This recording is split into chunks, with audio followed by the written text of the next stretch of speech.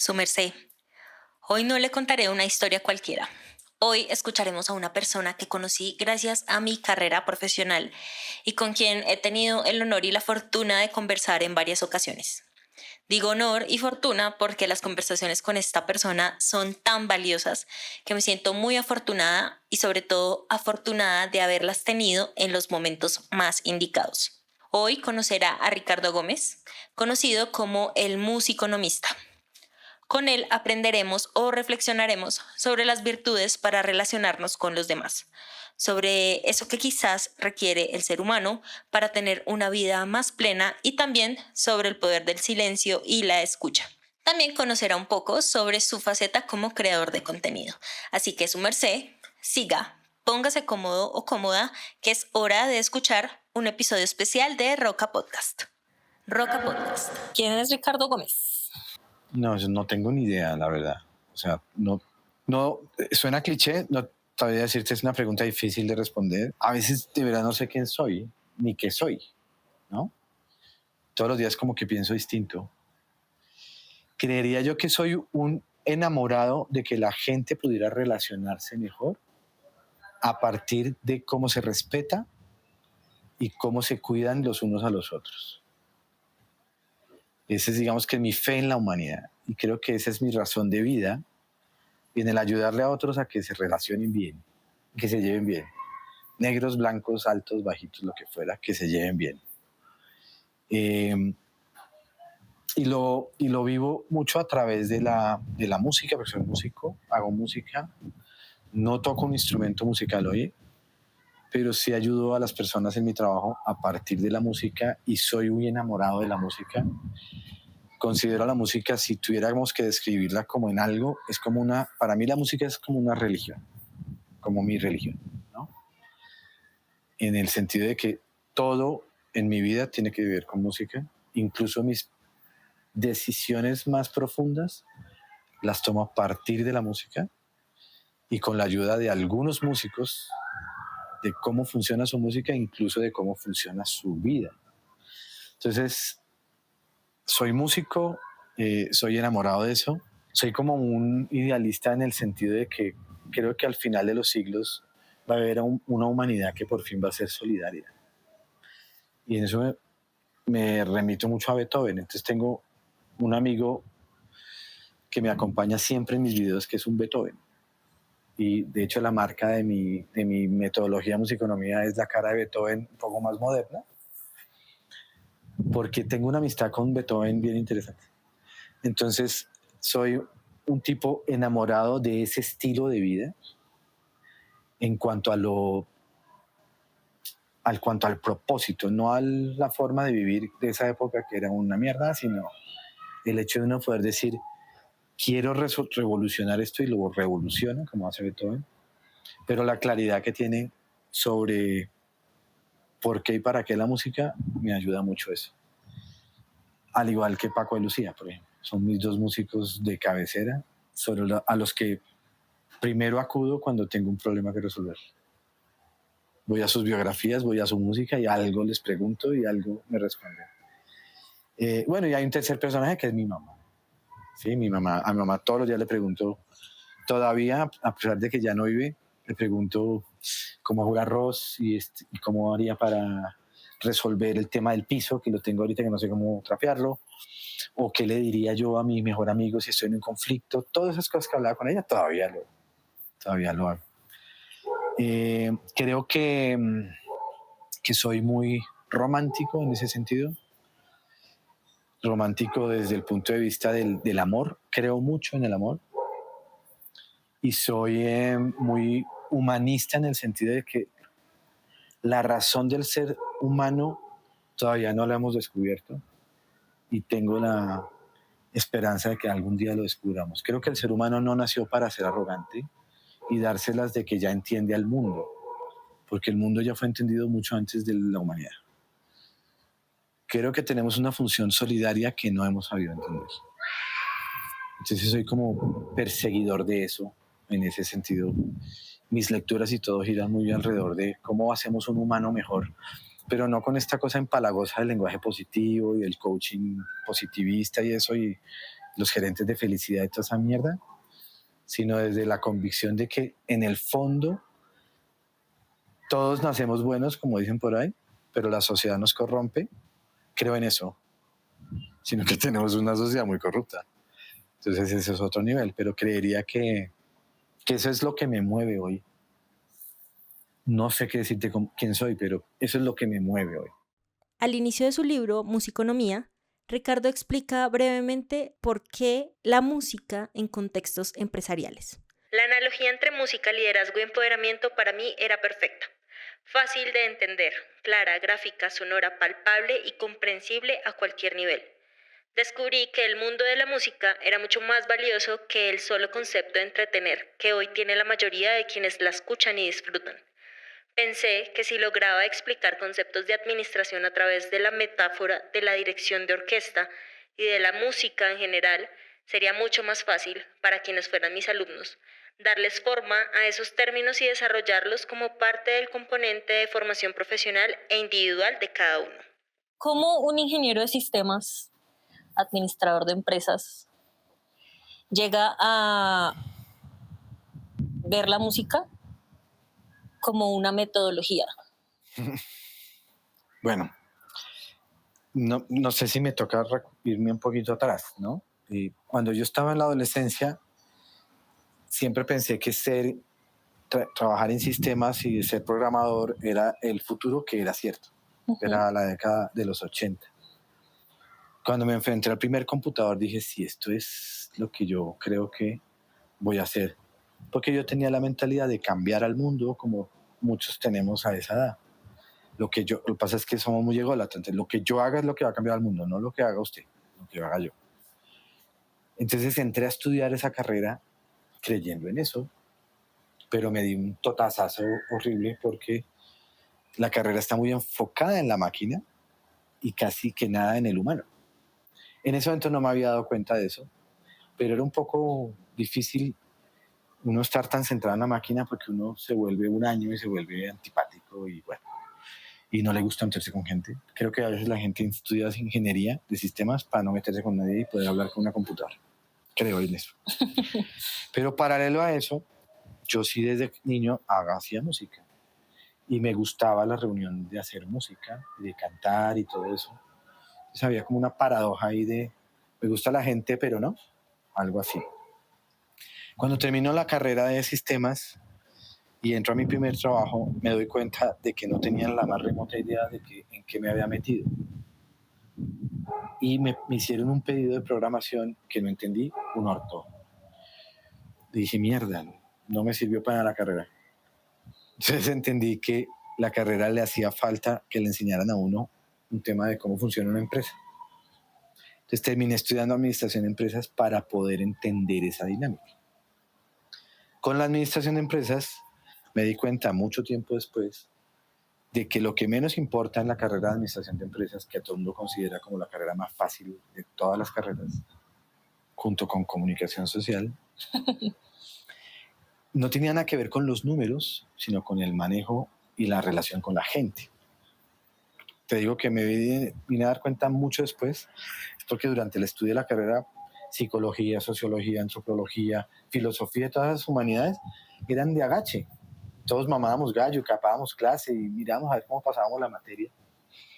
Pero llega un momento, el momento de verdad, y es cuando tú tienes que enfrentarte como director de sistemas a un grupo de gente para manejar un proyecto y para convencerlos de un proyecto, y tienes que enfrentarte a un grupo de gente para pedirle plata y darles respuesta por ese proyecto. Uno dice, mierda, esto no me sirvió para nada. Tener que aguantarse un jefe insoportable, tienes que hablar con gente de otras culturas, porque yo trabajaba en una empresa multinacional norteamericana. Mi inglés es muy precario, pero ahí me defendía. Pero todo redundaba en, marica, todo está en cómo nos estamos relacionando más que en cuánto sabe uno del tema. La música estaba ahí, ¿no? Entonces, en el año 2000, tomé una decisión radical en mi vida y decidí casarme. Creyendo que casándome, realmente uno se casa y le cambia la vida, cosa que es cierta, pero me fue como un culo en el matrimonio. Entonces dije, qué mala decisión acabo de tomar. Me separé muy pronto y quedé como huérfano como de un motivo, ¿no? Yo ya venía cansado de estar trabajando como director de sistemas, porque además lo de director era pura mierda, porque era un tipo que resolvía los problemas técnicos. Hasta me decían que yo tenía que arreglar la greca, que suele pasar con los ingenieros que nos dicen, usted que es ingeniero de sistemas, vaya a arreglar la greca, ¿no? Y la greca no tiene nada que ver con lo que uno aprendió, digamos, pero era así. Y además porque es una profesión muy desagradecida desde el punto de vista de las relaciones humanas. La gente no te agradece lo que tú te bancas para arreglar un problema de otro. El soporte técnico es insoportable porque la gente no es grata, es muy ingrata. Te tratan mal, no les resuelves, no te hablan. Yo tuve temporadas en las que en horas de almuerzo, por ejemplo, yo tenía que quedarme arreglando un problema técnico y todos se iban a almorzar, cosa que está bien. Ninguno me traía almuerzo. Y eso, dice una marica, no puede ser posible. Qué falta de solidaridad. A eso. Pero tú les resuelves y tú eres el bacán. Entonces me hizo mucho ruido eso.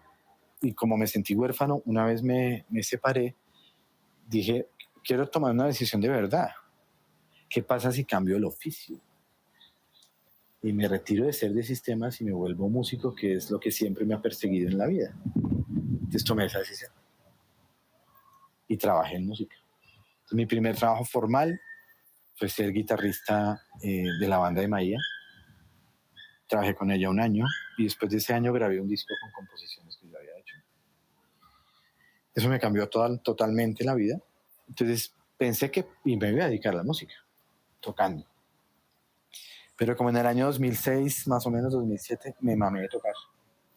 Porque como nunca había sido un guitarrista profesional, pues llegué tarde a entender cómo es la práctica de la guitarra y eso requiere de mucho trabajo. Yo ya tenía 30 y pico de años y no tenía la disciplina, ni quería tener la disciplina para tocar bien. Me cansé, me retiré, no toco más. Pero paralelo a ese retiro, yo trabajaba como docente en la Universidad Sergio Arboleda en el área de administración. Y un profe de la escuela de música, yo empecé a hablarle de que me gustaría combinar la música con la administración porque yo le veía mucho parecido al manejo orquestal, al manejo organizacional. Y me pasó un video en un VHS re viejo, mal grabado, de esos que tiembla y todo, y la imagen tiembla, bueno. De un director de orquesta que se llama Benjamin Sando, donde hablaba de cómo usar la música para contextos empresariales, y a mí me explotó la cabeza total, me pareció fascinante, dije, ahí sentí que esto era lo mío. Empecé a investigar sobre el tema, por supuesto, compré libros del señor, los videos del señor, y empecé a estudiar para ver cómo podía compartir esa información. Y me metí a estudiar programación neurolingüística para resolver un problema personal que se me volvió una herramienta de trabajo que hoy uso. Todavía la uso para lo que hago. Y entendí con el señor Sander y en toda la música que la música tenía mucho sentido en contextos donde solamente se le veía como entretenimiento. Y empecé a desarrollar contenido para decirle a las empresas que a través de la música podíamos manejar temas de liderazgo, empoderamiento, comunicación y desarrollo de talento. Y ahí encontré la simbiosis entre la administración de empresas y la música.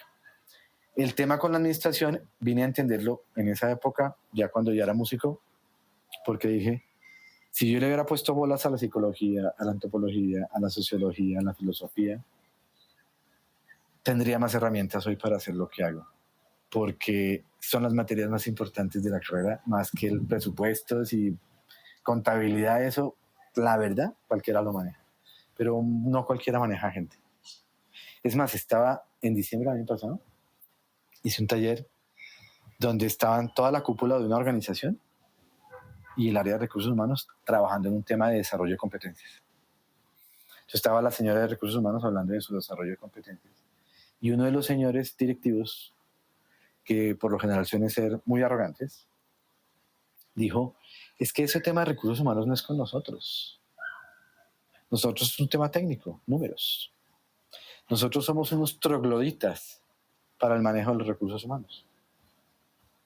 Yo me quedé como, marica, estás usando la palabra troglodita. Entonces cuando me tocó el turno de intervenir, le dije, me llama muchísimo la atención que alguien como tú diga que somos unos trogloditas para el manejo de recursos humanos cuando todos los días con lo único que trabajas es con gente. Todos los días tienes que ver con alguien. ¿Cómo te autodefines troglodita? Si él hubiera tomado clases de administración, donde la sociología, la psicología, la antropología y la filosofía hubieran hecho mella, no estaría diciendo eso. Y la música sí tiene mucho de un componente humano que no se le enseñan al músico, que se desarrolla a través de la dirección de orquesta.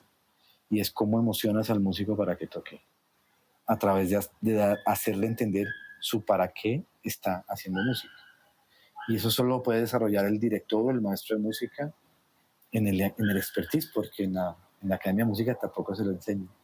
Entonces creo que la administración nos aporta una parte, la música nos aporta otra parte, y lo que hice yo fue combinarlas para ver si algún día tenemos una carrera de administración mucho más humanística y menos numérica, y una carrera de música menos técnica y también más humana desde la emocionalidad. Toda persona en el mundo debería tener una cátedra desde la primaria que sea cómo escuchar. Pero en música más todavía. Pero no solo cómo escuchar la música, sino cómo escuchar a la gente. En ninguna carrera te enseñan eso. O sea, ni en psicología dicen escucha 1, escucha 2, escucha 3, no hay. Y creo que es importantísimo. Entonces digamos que mi sueño sería tener una facultad de administración y de música, al menos, que tengan en su pensum clases de escucha. Que diga, no pasé a escucha 2 porque no supe escuchar en escucha 1 y tengo que volver a escuchar. Ni siquiera es presentar un examen, porque creo mucho en eso. Está muy de moda el coaching, está muy de moda el mindfulness, todo eso lo enseñan, pero la academia se quedó como corta en eso todavía. No estoy diciendo que la academia nos enseñe esas herramientas de mindfulness y coaching, que siento que no es el deber ser. No creerse uno tan importante cuando llega la interacción con otro. 2, reconocer que ese otro está y que existe. 3, si llegas con alguna presuposición del otro, borra esos filtros de las presuposiciones que tienes del otro y déjate sorprender así el otro te esté contando la misma historia que ya conoces. 4, eleva tu capacidad de curiosidad y de sorprenderte con lo que estás recibiendo. 5, lo que estás recibiendo, úsalo siempre a favor del proceso. No intentes interrumpir o dar tu punto de vista, imponer el tuyo, que al final lo terminamos haciendo cuando conversamos, pero cuando lo haces desde la sorpresa es otra cosa. Porque yo veo la escucha como un proceso de descubrimiento, donde uno recibe información y va decidiendo cómo emocionarse al respecto, siempre teniendo presente que el otro es tan importante como tú. Porque si no existiera el otro, pues no estarías escuchando nada, ni estarías conversando nada, ¿no? Hay un libro que se llama Humano más Humano. Y en unas partes del libro dice, el tú te regala horizonte. Y el tú te permite ser. Cuando el tú no te regala horizonte y no te permite ser, entonces ya no es tú. Y cuando uno se enfrenta a alguien, tiene un tú que le ayuda a desahogarse. De eso se trata la escucha. Entonces, cuando uno llega al otro, sabiendo que el otro se va a desahogar por la felicidad o tristeza que tenga, y uno sirve ese colchón, ayuda un montón.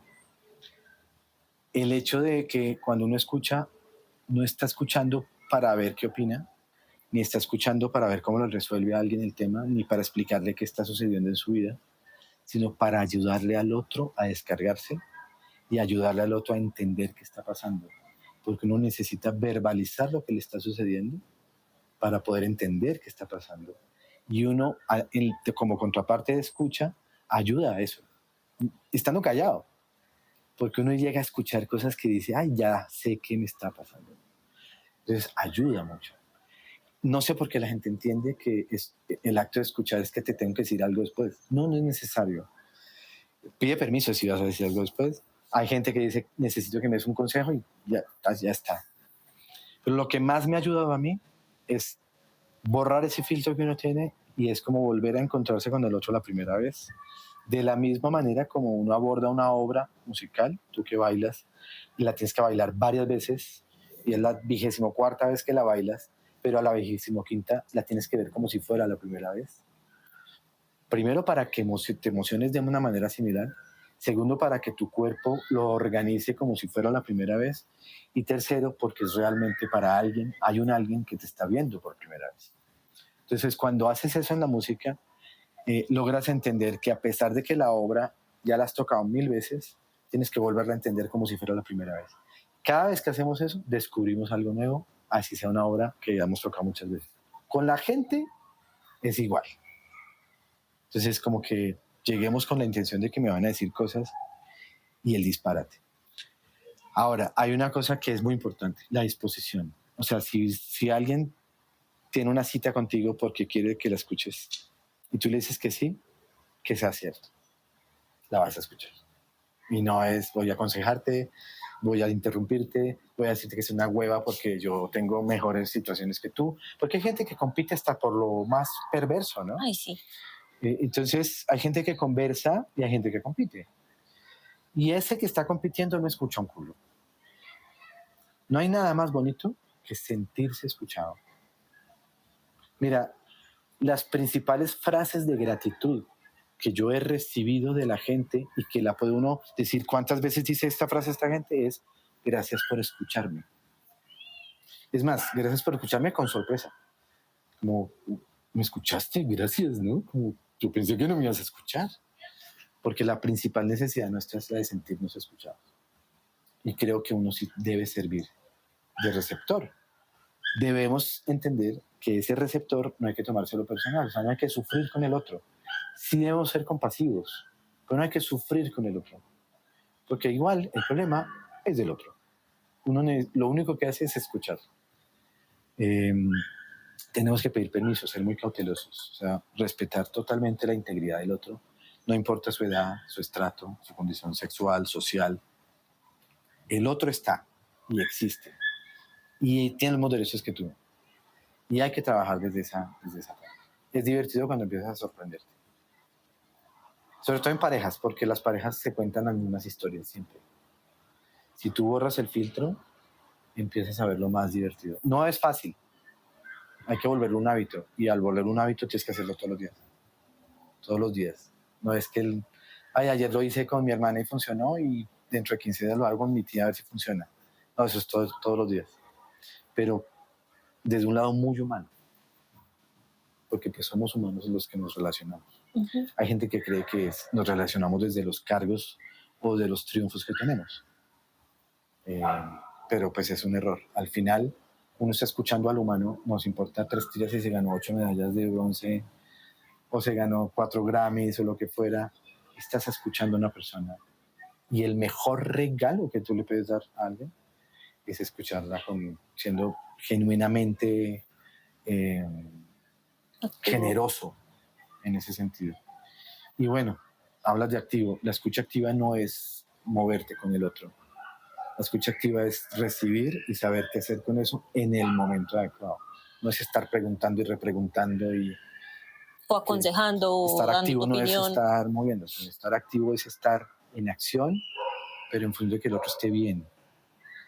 Y no sabemos a veces hacer eso. ¿Por qué escuchar es tan importante? Esta palabra que pareciera tan obvia, la aprendí de cerca con Ricardo en algún momento cuando tuve la oportunidad de trabajar en su empresa. Esta es una de esas habilidades que aún no tengo y que aún me cuestan, pero que son de esas que uno necesita sí o sí para relacionarse mejor y que definitivamente muchos no conocemos. Aparte de la escucha, ¿qué otras habilidades crees que debemos tener las personas? No estoy hablando ni de músicos, ni de artistas, sino las personas para tener relaciones más sanas. Aparte de la escucha, creo que hay que ser muy asertivo al momento de interactuar con el otro, de lo que yo llamo conversar, teniendo la conciencia de que conversar no es una competencia, sino es un hecho de construcción colectiva. de información que beneficia a las partes que participan, independiente si es profundo o no lo que están generando. Es tan valioso conversar en un juego que aparenta ser infantil como una decisión profunda de qué hacemos con la herencia de mis padres, ¿no? Es igual de valioso, porque al final al cerebro le vale huevo la herencia de los padres o el juego, su estructura es igual y funcionan exactamente igual. Entonces la capacidad de uno aceptar y adaptarse y avanzar con el otro es altamente bienvenido. Entonces, más que habilidades, yo diría que virtudes hay que tener. La paciencia y la tolerancia y la disciplina de uno autoentrenarse para poder relacionarse con otros desde la conciencia, pedir retroalimentación, ¿no? Muchas relaciones se acaban porque las personas no se sienten escuchadas o porque se sienten atropelladas. Cuando no te sientes escuchada, hay gente que tiende a ser más agresiva, eleva el tono de voz para que la escuchen. Es natural, pues si no me estás escuchando te hablo más duro. Pero como no se trata de oír, sino de entender, pues gritar no te va a llevar a ningún lado. Pero hay gente que se siente violentada cuando le hablan duro y se va. A la gente no le gusta estar en lugares donde no se siente valiosa, donde no se siente escuchada y donde es agredida. Hablo de agresión, discriminación, todo ese tipo de cosas, atropellos, todas esas cosas. Entonces, la paciencia de saber, la disciplina de uno entrenarse, la paciencia de que cuando le dijiste que sí al otro, pues le dijiste que sí con lo que viene. Tenemos un error y es que no tenemos la paciencia suficiente para eso. Queremos cambiarlo. La gente no está, es decir, le decimos a la gente que nos gustaría que estuviera bien, pero no porque realmente esté bien. Es como nos gustaría. Entonces, la gente no busca que uno esté bien, sino que uno esté como a ellos les gusta. Y por eso quieren cambiarnos. ¿Sí? No me gusta tu pelo largo, entonces yo te digo que te lo cortes, que te lo encrespes, que te lo pongas rubio, que no me gusta. No cuento contigo para eso, sino no se te ve bien, porque a mí no me gusta. ¿Sí? Incluso cuando estás enferma, no me gusta que estés enferma. Tómate una que hacerse. Vendo, yo te llevo al médico. Uno decide qué hacer cuando se siente así. Y esa paciencia es la que hay que tener. De saber estar, digamos. Más que el escuchar, es saber estar. El acto compasivo per se. Hay otro libro de un autor francés de apellido Mielich que se llama La ética de la compasión. Y define la compasión como el hecho de estar al lado de, que la gente confunde la empatía con compasión. Y el que es compasivo está junto a, pero no lo toca. Está junto a, pero no lo agrede. Está junto a, pero no lo influye. Solamente está acompañando. Y en la música se llama llevar el compás. Les llamamos compasión a lo que llamamos el compás. Y en música, llevar el compás es acompañar. Entonces, no solamente de escuchar, sino estar ahí acompasando. Y ojalá en silencio. Saber estar con uno mismo en silencio y sobre todo con el otro, que es un entrenamiento individual primero, te ayuda muchísimo como una habilidad para relacionarte con otros. Porque no sé si has estado en relaciones largas que pueden volverse tediosas. Los momentos más bonitos, y hablo de romántico, amor, lo más rosado es cuando los dos son capaces de quedarse juntos en silencio por largo tiempo, sin que eso estorbe, sin que el silencio estorbe. Entonces, aprender a vivir con el silencio es buenísimo. Y hemos encontrado alguna respuesta de la primera pregunta de vivir en soledad. Es una de las habilidades que uno desarrolla es aprender a vivir en silencio. Y cuando aprendes a vivir en silencio contigo, aprendes a vivir en silencio con el otro. Y eso es increíble. Entonces es más que habilidades, es como la virtud de estar en silencio, de estar. A mí me pasó, por ejemplo, la gente es muy compasiva cuando se te muere un familiar. En el caso de la muerte de mi mamá, tuve mucha gente, estoy ahí para ti, lo que tú necesites, funeraria. A la fecha no han vuelto a aparecer.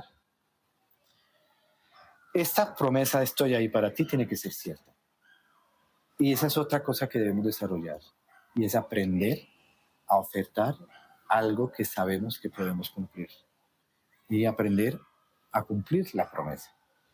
Y estamos acostumbrados a decir, estoy ahí para ti, pero cuando yo te necesito estás ocupada, estás en mí. Y está bien que estés ocupada, pero entonces oferta bien. Porque si no puedes cumplir la promesa, mejor no ofertes. Lo que podría yo compartirte de eso. ¿Por qué nos cuesta tanto cumplir la promesa? Yo creo que estamos de cara al mismo hecho de por qué estamos preocupados porque estemos en pareja. Y es, a la gente hay que sacarla rápido de su afán y lo más rápido es decirle que sí, a lo que sea que nos esté pidiendo. Y después nos hacemos los huevones, ¿no? Porque nos da miedo decirle que no. Es difícil decirle que no. Pero es mucho menos costoso decir que no en el momento correcto que decir que sí y no cumplir. Para ambas partes. Porque una de las cosas es no saber decir que no es un acto de egoísmo extremo cuando dices que sí sabiendo que no vas a cumplir, ¿no? Que no, yo creo que lo que nos cuesta es decir que no. Porque el otro se pone bravo, lo que fuera, pues, marica, ¿qué hacemos? ¿No? Ahorita que estábamos hablando antes de grabar, se me vino a la cabeza, a la mente, esa pregunta de ¿por qué es tan difícil decir no, primero? ¿Y por qué es tan difícil poner límites? Para mí un límite es decirle no a algo. Entonces, no voy a hacer esto del trabajo, no voy a permitir que alguien esté en mi vida si no me está dando todo lo que yo quiero, X, o sea, cualquier cosa. ¿Por qué se nos hace tan difícil? Porque ese afán de decirle sí a todo y de querer decirle sí a todo el mundo cuando sabes perfectamente que no lo vas a cumplir. Yo creería que como somos seres sociales por naturaleza, buscamos el reconocimiento constante. No el reconocimiento de si somos buenos o malos o lo que fuera, sino el hecho de ser aceptados en alguna comunidad. Es muy importante para nosotros sentirnos parte de. Y aparentemente decir que no hace que no nos sintamos parte porque no es de nuestro parche. Nos dicen que no, entonces mejor no funcionamos. Entonces, por un lado es eso, como ese afán de caer bien, de gustar, de agradar, de pertenecer. Pero por otro lado es que no sabemos definir los límites desde el principio de la relación. Entonces, si no lo sabemos definir desde el principio, cuando ya llega el momento en que que lo mandas a la mierda, pues lo que terminas haciendo es un no que no gusta y dices, pero tú antes me decías que sí, ahora no, porque hay un cortocircuito, cosa que si al otro se sorprende, eso es normal. Entonces ahora te va a imponer los límites, pero si nunca hablamos de límites, pues no se trata de que lo hagamos a los golpes, ¿no? O sea que lo correcto es plantear los límites desde el principio de una relación. Ideal. Sea cual sea. Laboral, cómo funcionan acá en esta empresa y cómo funciono yo. Jefe, ¿cómo funcionamos? Nunca se da esa conversación. Parejas, ¿cómo funcionamos? Yo tuve una vez un coachee que me llamó mal. Se ha vuelto mierda. Lo invito a almorzar, me dice. ¿Ok? Lloraba. ¿Qué pasó? Pues es muy raro ver a un tipo como de la de uno llorando como un bebé, ¿no? Que acabo de terminar con mi pareja. ¿Qué pasó? No, que no nos entendimos. Bueno, pues entonces vayamos hacia atrás. ¿Qué pudo haber pasado? Para que no repita eso, ¿no? Cuando decidieron vivir juntos y empezaron a ver cositas, ¿no? En el medio de la pasión del enamoramiento, empiezan a decirse el uno al otro, eso ahí vamos viendo. No, que si te tiras pedos por la noche, eso ahí vamos viendo. No, que si se me acaba, eso ahí vamos viendo. El ahí vamos viendo los llevó a ese punto en donde ella lo mandó a la mierda, porque no pudo más, pero nunca le dijo, me estoy cansando, mira, hablemos. Porque la otra es que estamos en una sociedad que está acostumbrada a que le digan que sí, para todo. Y si dices que no, eres de otro planeta. Pero además es una sociedad que no ha aprendido a conversar. Todo es impuesto, jerárquicamente hablando. Yo crecí en una familia en donde el papá era el daba la orden y punto. Y el papá peor. Y el abuelo, peor. ¿Sí? En esta generación como que hicimos un filtro y dijimos, no podemos seguir de aquí para abajo en las mismas. Pero todavía, a pesar de que ya no hay tanto totalitarismo y autoritarismo, todavía no hemos aprendido a conversar. Todavía estamos en una generación que no le enseña a los hijos a conversar. Y creo que eso es súper clave para poder poner los límites. Porque los límites no se ponen con un correo ni con un anuncio de hoy a mañana, como nos ponen las reglas en el Congreso. A partir de mañana, pico y placa, y uno fue puta, ¿no? es venga y conversamos porque necesitamos ponernos de acuerdo en por qué y para qué ponemos estos límites y que no se presuponga nada. En el caso de las jerarquías laborales, digamos, en el corporativo, se asumen cosas que no están ni siquiera en contrato, ¿no? El empleado que tiene que darle gusto al jefe y ir a llevar a los niños a la guardería a las 7 de la tarde, no, eso no está en el contrato. Me pasó. Sí, como la señora de Miranda en El Diablo, El diablo viste a la moda. ¿no? Hago referencias a ese caso y no le toca. Pero, uy, no, si le digo que no, se emputa. Entonces hay dos cosas. ¿Estás contratando gente para que te dé gusto o estás contratando gente para que sea funcional? Si dentro de lo funcional te gustas, te emputas. Pero si la contratas solo para darte gusto, debes decírselo. Debe quedar claro. Esa no claridad da miedo hablarla por la jerarquía. Pierdo mi trabajo. O llegué recomendado de fulanito, entonces ¿cómo hago quedar como un culo a fulanito reclamando qué? Pero esa es una conversación que deberíamos poder dar. No, yo no tengo por qué llevar a tus hijos a las 6 de la tarde y no tiene por qué ser un problema. Y no debería ser un problema decirle a tu mamá, mamá, hoy no quiero tomar onces contigo, y no debería ser un problema, y así sucesivamente. Pero vaya, no dígale a la mamá, no quiero tomar onces contigo un domingo cuando todos los domingos, a ver qué lío es. No, mi Ricardito se volvió, no sé cómo, están las drogas, está mal, no, lo que fuera. O ya no me quiere, o ya no me ama, o ya. Exacto. Porque no tuvimos la capacidad de decir en algún momento, madre, no me gusta esto, hermano, amigo, jefe, no me gusta. Y sí me gusta. Esa es otra cosa de los límites, lo que me gusta. No, los límites creemos que es lo que no debes hacer. No, y también lo que debes hacer. Me gustaría que me recibieras como un hola, ¿cómo estás? Y eso es todo, forma parte de las reglas de juego. Más que límites, yo le digo reglas de juego. Y tener los espacios para ganar la confianza de que eso no va a tener una reacción en contra cuando digo que no. ¿Y yo cómo hago para tener una conversación así? O sea, eso que tú estás diciendo para mí es el ideal, un escenario ideal. Pero cuando no tengo ese escenario ideal, cuando tengo un jefe sordo, una mamá sorda, un familiar sordo, un amigo, un novio, sordos, que no les interesa lo que les estoy diciendo, sino realmente responder o reaccionar a lo que les estoy diciendo.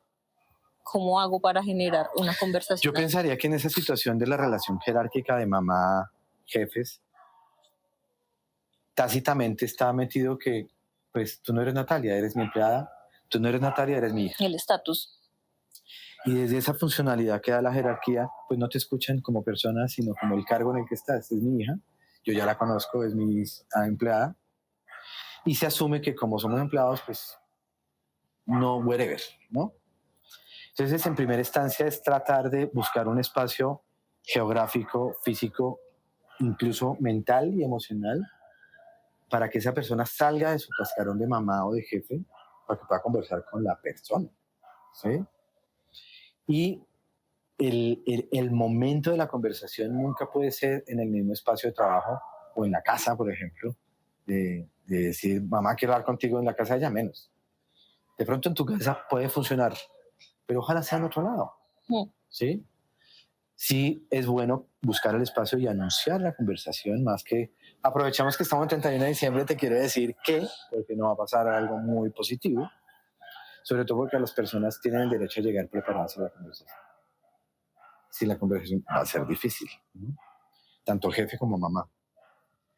Y tú también desencajarte de soy la empleada y soy la hija y soy Natalia. Entonces es como mostrarte distinta con actitudes o tonos de voz, incluso forma de vestir distinta, para que la gente te agarre distinta. ¿Quién es? ¿No? Y que puedan conversar desde ahí. Y romper el estado, que no es tan fácil, porque ellos, tú dices, los llamas sordos, cosa que entiendo. Me parece que esas sorderas porque están en el cascarón del cargo de que representan. Yo soy el jefe, no me jodan. Y yo soy la mamá, no me jodan. Buscar el lado por donde sí te pueden poner atención más allá de la hija y de la empleada, en ambas situaciones sin el miedo a que haya una represalia al respecto, porque puede llegar, pero no hay que actuar con ese miedo, sino con la convicción de que quieres tener una conversación que beneficie a todas las partes. ¿Sí? Con la mamá es difícil, porque la mamá es la mamá.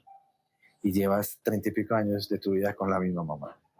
Entonces va a ser difícil, pero te puedo decir, en el caso mío, que lo lograste, porque lo logré con mi mamá. Yo tenía también una relación súper jodida con mi mamá, pero llegó un momento en que lo logramos. Logramos entender que yo ya no era ese hijo que ella tenía que cuidar, sino era otro nivel de hijo. Y que ella ya no era esa mamá que me tenía que cuidar, a la cual yo llegaba y le decía, plánchame, sino era esa mamá que estaba a otro nivel, que estaba ahí para mí a escucharme y a ayudarme con sus muy buenas preguntas, porque si hay algo que tenía mi mamá era que hacía muy buenas preguntas, porque se conversaba muy chévere con ella. Con los jefes pues, puede llegar a ser un poco más fácil, porque puedes conversar con el jefe en otras instancias. El jefe sí lo puedes cambiar. Pues, si puedes hacerlo, lo haces. Y claro, y también te puedes ir de ahí. Exacto. ¿Sí? Pero como no quieres irte de ahí, sino lograr... Yo lo practico, digamos.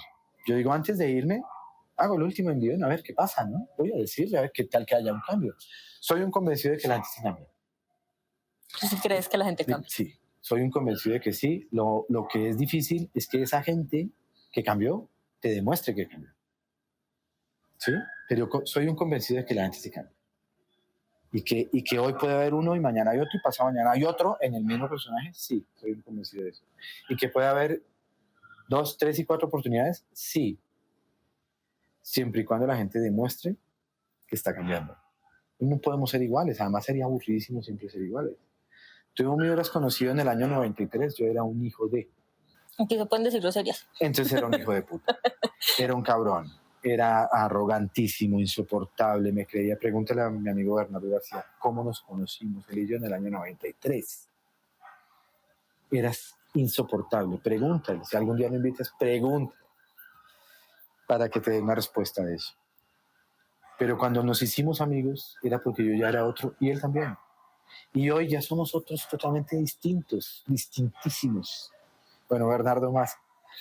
Fisiológicamente es otro, es totalmente renovado. Pero hemos cambiado, porque todos los días cambiamos.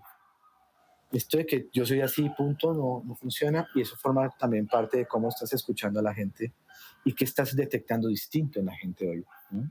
Que es lo mismo que pasa con tus mascotas.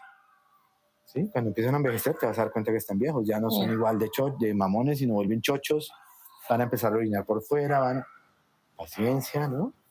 Pero no es decir, es que no es el mismo de siempre. Entonces, no, es que no es el mismo de siempre, ¿no? Entonces, creería yo que sí, estar como en darse la oportunidad de decir, voy a lanzar este estímulo, ¿qué tal que cale? Ahora, si realmente quieres que cale, también es cómo estás conversando con ellos, en qué canales estás hablando, y cómo es que tú concluyes que son sordos, y qué tal que no sean sordos, sino que estás hablando por el canal que no es. Entonces nunca les llega la información. Y tú dices, está sordo, mi jefe es sordo, mi mamá es sordo. Porque uno también puede hacerse la pregunta, todos a mi alrededor son sordos. ¿Será que sí? ¿No? Pues que no estoy sabiendo. No estoy sabiendo cómo comunicar. moverlos, desde su foco de motivación, desde lo que les gusta oír y sobre todo el canal por donde escuchan. Y por ahí también puedes tener una relación. El juego de estatus es súper clave. O sea, al jefe y a la mamá no se les baja el estatus. Nunca. Uno sube el de uno, pero a ellos no se les baja. Jamás. Así ellos quieren bajarle el de uno, que la mamá siempre le baja un estatus como sea, y el jefe a veces también. Pero subir el estatus de uno está bueno, nunca bajarlos. Es más, mantener el de ellos un poco arriba funcionaría. Ayuda. Para que puedas conversar bien. Ahora, si la conversación es muy técnica, en caso del jefe, sugiero nunca tener esa conversación en la oficina del jefe. Ojalá en un espacio donde haya más gente, donde se pueda conversar, donde haya unas variables controladas, donde cualquiera de los dos que pierda el control, pues hay una entidad que dice, bueno, ¿qué va a haber, no? Tampoco es, vamos a Harry Sazón y conversamos allá. No. ¿Sí? Es como, pero siempre las conversaciones difíciles no deben darse ni en tu oficina ni en la oficina del jefe. Porque hay un ancla espacial que juega a favor del dueño de ese lugar. Lo mismo las conversaciones con mamá. No es lo mismo conversar con tu mamá en la sala de la casa, de su casa, que en su alcoba. Yo tenía conversaciones con mi mamá en su alcoba y se sentía la diferencia, porque la dueña de esa alcoba era ella y punto. Entonces, ¿cómo se me ocurría sentarme en la punta de la cama a hablar de este tema? No, es una cosa. Vamos a la sala. La gente creerá que eso es muy exagerado, no, funciona. Pero cambia. Funciona. Y a la gente hay que moverla del lugar donde tiene poder, para que en el nuevo lugar no tenga tanto poder. Por ejemplo, en el caso de tu mamá, llevarla a un lugar donde se sienta tan maravillada que diga, wow, Natalia es increíble, hablemos acá. Sentemos a hablar acá. En Suezca, un paisaje divino y atendida, wow, hablemos de esto. Puede que la conversación siga siendo difícil, pero ella no tiene las herramientas para decirte soy tu mamá. Porque ya con todo eso... O está en otro mood también. Está en otro estatus. Entonces, lo importante es cambiarle el mood exactamente, el estado emocional. Porque ellos se convierten en, pues vamos a hablar, soy jefe, soy mamá, y a donde me ponga soy mi jefe o mamá. Pues voy a buscar ponerte en un lugar donde no te sientas ni jefe ni mamá. Y esto también aplica a una persona que está a tu mismo estatus. Por supuesto. O sea, no se trata ni siquiera del estatus, sino del... Claro, de hecho, cuando de hablas con alguien propiciarlo. que está en una emoción que no te sirve, hay que moverla de ahí. Moverla físicamente de ahí. Nos tomamos un tinto y al moverla ya baja, ya cambia su estado. Pero a veces insistimos somos tan egoístas que insistimos en hablar con esa persona a pesar de que el estado no es el adecuado. Y es porque es ya, y porque yo quiero, y porque tiene que ser, y porque si no es ya, no es, y no está es nunca. alteradísima y no, pero dime, déjame ir. No, dime. Si la dejas ir, te va a ir mejor mañana. Porque además ella se está yendo porque sabe que no está en el estado adecuado, por eso se va. Porque si sigues, sí te va a matar. Y tú vas a joder la peor. Entonces, déjala ir. Es verdad. Pero somos muy egoístas. Sí. Porque queremos resolver ya. Cuando se trata de dos, pues no podemos resolver ya. Tenemos que resolver ya. No yo solo, sino los dos. Es difícil. Porque hay alguna de las partes dirán, no, todavía no quiero resolver. Y hay que tener paciencia. Y porque no se me da la gana. Hay ya. que tener paciencia. Y hay que, como te digo, el lenguaje también ayuda mucho a ser persuasivo. ¿No? Como con los niños. ¿Te quieres ir a acostar? No te quieres ir a acostar, porque entonces le das el poder de decir que no. ¿No? Le dices, Ricardito, a las 8 o a las 9 nos vamos a acostar. ¿A qué hora quieres irte a acostar? La orden está implícita. Vamos a acostarnos. Puedes decidir sobre la hora.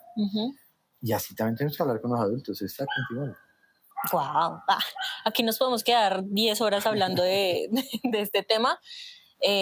Creo que lo abordas muchísimo en tu contenido en redes sociales y eso es como lo que me gusta, y también pues porque siempre desde que te conozco me parece que habla uno muy, muy chévere contigo. Gracias. Lo heredaste de tu madre, creería yo. Así es, una gran conversadora. Una gran conversadora. Porque era una gran lectora. Leía un montón. Lo heredaste porque sí, yo siempre que hablo contigo pasamos horas y yo soy...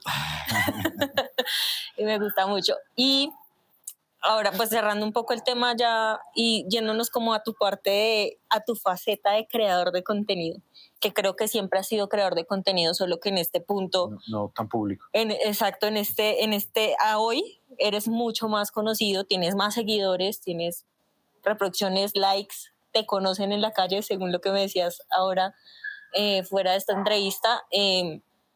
¿Cómo te ha ido en esa faceta de creador de contenido? Para redes sociales me ha parecido muy difícil. Muy difícil, a mí me cuesta. Me cuesta, de hecho, coger una cámara y mirar y hablarle todavía me cuesta. Y soy muy mal haciendo mis tareas a veces. Yo trabajo con un equipo. Cuando ellos me piden, normalmente con el equipo planeamos los contenidos, ellos vienen y graban y todo bien. Pero cuando me dicen, por favor, entre otros, tengo que grabar un video. Me dicen, por favor, grábate un video para resolver esta pregunta que hicieron en un comentario. Me cuesta un huevo ponerlo a mirar a la cámara porque me siento tonto. ¿Por qué? Me siento tonto. Como no estoy hablando a nadie, ¿no? O sea, no es lo mismo que yo te esté conversando y la cámara está acá y eso lo publicamos. Estoy hablando contigo. A poner una cámara solo y hablarle a nadie, y creer que estoy hablando con alguien. Me siento así. Pues mi tará, ¿no? No estoy diciendo que todos los que hagan eso son tontos, no, me siento así. Entonces me ha costado mucho trabajo. Y al principio me costó muchísimo más trabajo porque no calaba nada, pasaba nada.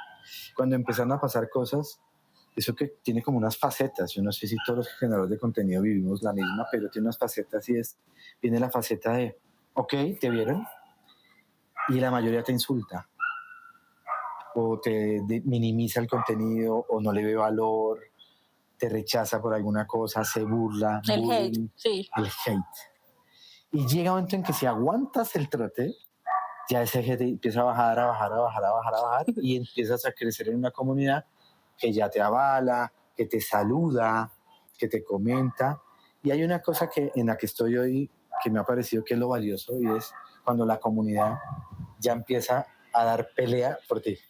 Cuando alguien te bota un hate y la misma comunidad dice, no, pero a ver, huevón, chao, que aquí la pasamos rico. Y estoy en ese punto. Entonces, eso me ha pasado, que ha sido bonito, pero ha sido difícil. Duele un poco. Y duele en el ego, porque pues todos tenemos esta cosa de la expectativa del like, que tienes un video que dices, wow, con esta la rompo, y 3 seguidores, o 3 likes, o ninguno, o lo que fuera. O ese video que dices, qué video de mierda, 2 millones de seguidores, y no sé qué pasó, ni sé qué hice. Lo único que realmente me parece jodidísimo desde el punto de vista conceptual es que en lugar de estar realmente detrás de captar una audiencia porque crees que esa audiencia lo va a valorar, estás detrás de cómo simpatizas con un algoritmo para que el algoritmo te acepte y de plano pues le llegue a una audiencia. Pero no planeas para la audiencia, planeas para el algoritmo. Y no es porque yo me siente a planear para el algoritmo, pero mis asesores sí dicen, va a cambiar, ¿no? El algoritmo de Instagram, ahora toca bailar. Entonces me toca bailar. Ahora va a cambiar, ¿no? Toca seguir. Y entonces uno termina pensando en qué hago para gustarle al algoritmo. Y el algoritmo es nadie. O sea, a la vez son todos, pero a la vez es nadie. Entonces se vuelve una labor no tan humana como la red social tiene la función, que por eso es social, que es pues compartamos aquí desde lo espontáneo y genuino. Nada menos espontáneo y genuino que la red social. Eso me ha confrontado mucho. Entonces me cuesta trabajo estar en las redes si por mí fuera. Gracias a que tengo un equipo, estoy ahí. ¿Qué es lo más bonito que te ha pasado desde que le pusiste como nitro a crear contenido en redes sociales?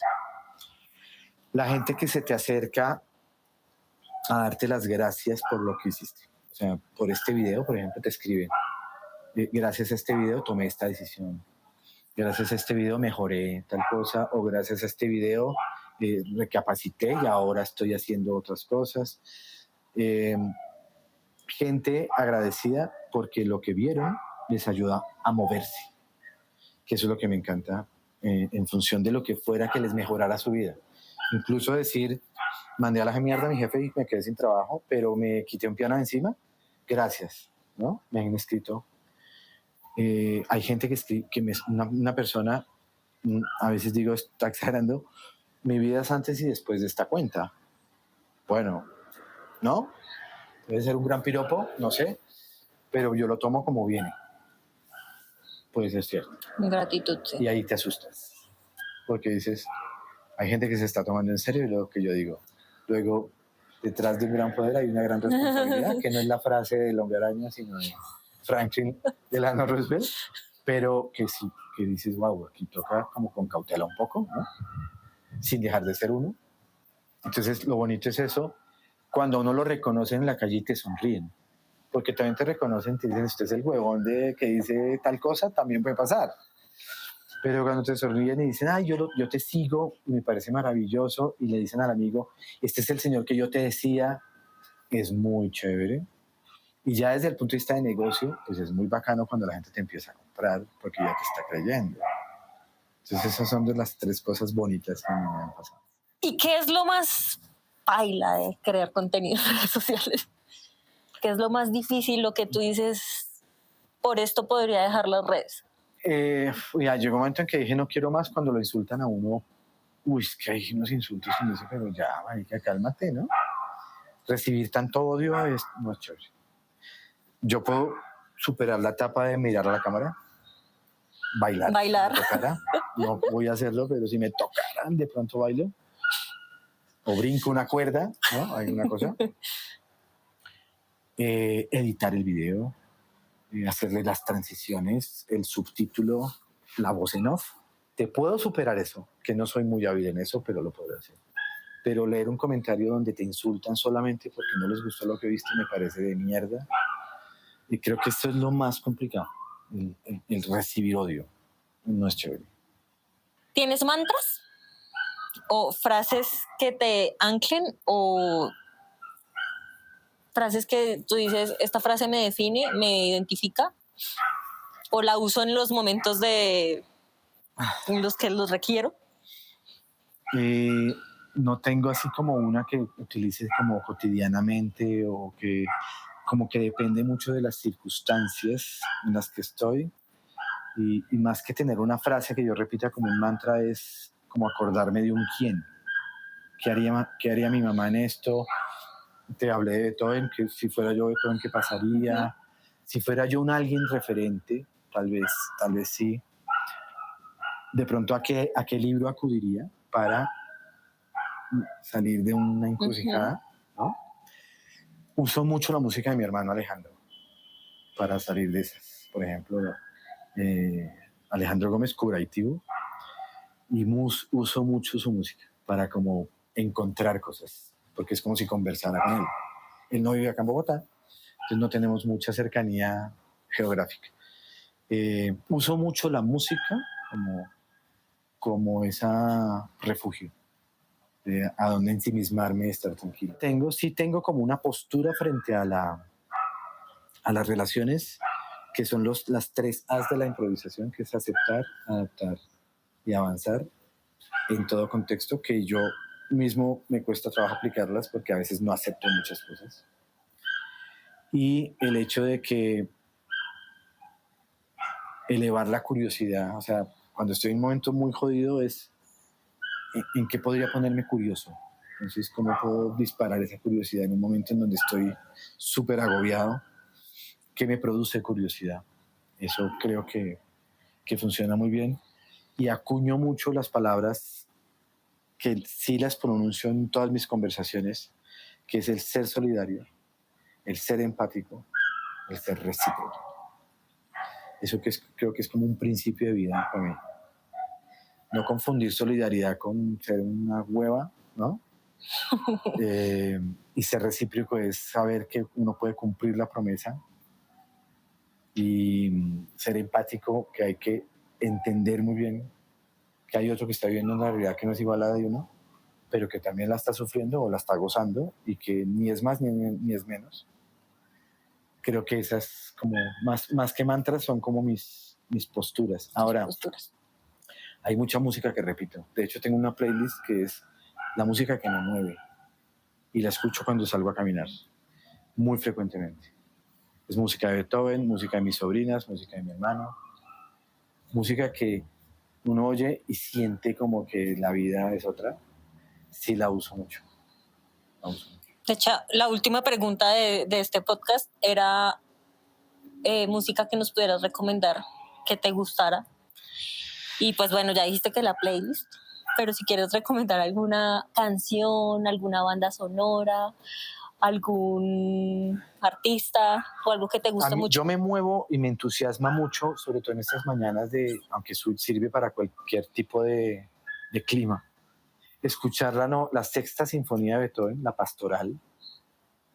El primer movimiento me encanta. O sea, me parece, ese señor está loco, porque cómo hace para recrear eso, me fascina. Hay una canción que descubrí en el 2023 de un autor brasilero que desconozco su nombre, pero la conocí por un intérprete guitarrista que se llama Yamandu Costa, que es un gran guitarrista brasilero, y la canción se llama Dayana. Es una canción, yo utilizo mucha música instrumental. Y hay una canción de mi hermano Alejandro que me gusta mucho porque tiene una connotación muy infantil, parece una ronda infantil, pero no está hecha para niños propiamente, sino para el niño que habita en el adulto, que se llama regalo. Porque empieza con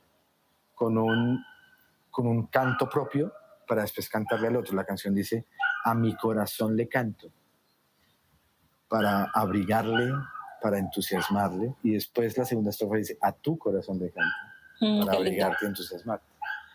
Con el mensaje de primero estás tú, y después está el otro. Estás bien tú, puede estar bien el otro. Porque a veces nos descuidamos mucho en el yo para estar en el tú. Entonces podría como recomendar esas. Hay otras músicas que pueden ser un poco densas para el público desde el punto de vista del formato, pero pues a la música que recurro cuando estoy en un momento muy, muy de jueputa que hago, es a la Novena Sinfonía de Beethoven, al concierto para violín de Tchaikovsky. Son cosas que uno... Pero están unas profundidades, o sea, no es un tema de yo lo pongo mientras preparo el desayuno, porque no. Es cuando estás específicamente como en las profundidades así. Y últimamente, los boleros de Agustín Lara, porque le gustaban a mi mamá. Okay. Las versiones originales de Agustín Lara me parecen muy bonitas. Me gustan las versiones de Javier Solís. O, para un público más joven, las versiones de Natalia Lafourcade.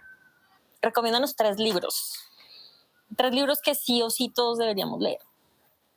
Mira, yo leí uno justo antes de la pandemia que me sorprendió porque dije, mierda, este man cómo sabía que iba a pasar, que fue el ensayo sobre la ceguera de José Saramago. Ese es un libro que recomiendo leer y pospandémico está buenísimo, que me dice, o sea, me sorprendió mucho, porque yo lo acababa de leer, la pandemia fue en marzo de 2020, yo lo leí como en noviembre de 2019. También lo leí después de la pandemia. Y dije, ¿qué es esta cosa tan...? ¿No? Hay otro libro que te lo nombré, que se llama La ética de la compasión. Es un libro filosófico, pero que trata de describir por qué debemos ser compasivos, desde el concepto de la ética, ¿no? Del deber ser compasivos. Puede ser un poco denso, pero está buenísimo si tienes el tiempo de decir si quiero entender el asunto. Es para lectores que les guste el tema de ser humanistas y de creer en la humanidad, ¿no? Y hay un tercer libro, que ese es el propio libro de autoayuda, pues que la gente dice, no, pero que cuando yo lo leí entendí mi razón de ser, aparte de lo que vi con Benjamin Sander, que es el libro de los 4 acuerdos, de don Miguel Ruiz. Porque también hay mucha sabiduría, muchísima sabiduría. Pues podría recomendar esos 3 libros que me han marcado, ¿no? Me han marcado, que siento que son útiles para la vida, porque hay unos que te entretienen. Por ejemplo, hay un libro que leí que me pareció buenísimo, una novela, creo que se llama La cadena, que la premisa es que hay un tipo que secuestra al hijo de una familia, y para rescatar a ese hijo de esa familia tiene que secuestrar al hijo de otra familia. ¡Carajo! Y así. O sea, es una cosa como para hacer una película de Netflix de domingo por la tarde. No te marca la vida, pero es un libro muy divertido, me pareció. Pero ese no lo recomendaría en cuanto a te va a cambiar la vida. No, te sirve para un fin de semana. Pasarla bueno. Está buenísimo. Entretenerte. Esto bueno. Bueno. Yo leo mucho ensayo. Muchísimo ensayo. A la gente le gusta leer novela. A mí me cuesta un poco la novela. Me aburro. Sí, a mí me gusta más la novela también. Me aburro un poco con la novela porque no tengo paciencia para las descripciones. No, ella ya estaba vestida con... Y yo, no, avance rápido. En cambio, eso es lo que más me gusta. Los detalles, porque uno como que se transporta y... Ahora, a los todo. que les gusta de verdad la música clásica y les gustan los compositores grandes, hay un gran libro que es la biografía de Beethoven de Jan Swafford, porque lloré cuando murió Beethoven. O sea, lo narra a un nivel en donde dice, yo porque estoy llorando si el señor se murió hace 200 años. Bueno, a ese nivel. Súper. Muchas gracias, Ricardo, por tu conocimiento, tu sabiduría, por tu conversación. Y pues bueno, gracias a todos los que escucharon también, bienvenidos. Y a seguir a este señor creador de contenido, que tiene un contenido súper valioso en redes sociales y en su página, y va a escribir otro libro, también tiene un libro que se llama Musiconomía, y súper invitados a conocerlo. Gracias. Gracias a ti. Su merced, gracias por llegar al final de este episodio especial. Cuénteme qué le pareció, qué opina sobre los temas que abordamos en esta charla. Déjeme un mensaje o una nota de voz. Y si le quedó sonando algo, en la descripción de este episodio le dejo las redes sociales de Ricardo y el nombre de su primer libro para que vaya y se dé una vuelta por su contenido. Gracias, gracias y gracias por escuchar. Roca Podcast.